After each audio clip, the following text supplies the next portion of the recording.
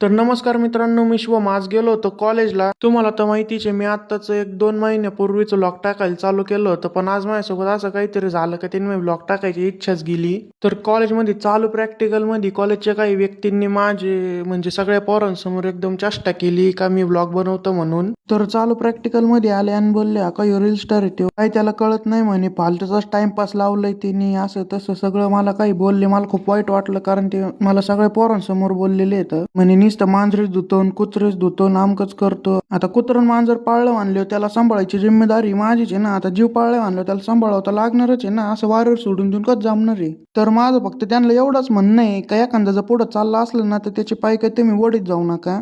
तर त्याला पुढे जायला थोडं प्रोत्साहनच देत जा. बस बघ काहीच म्हणणं नाही माझं. आणि हा, जर माझ्या व्हिडिओ बनवण्यापासून माझ्या घरच्यांनाच काही अडचण नाही तर जाऊ दे, आता मी काही बोलत नाही. असं आपले व्हिडिओ रोजच येतच राहणार आहे. भेटू उद्या एका नवीन ब्लॉगमध्ये. धन्यवाद.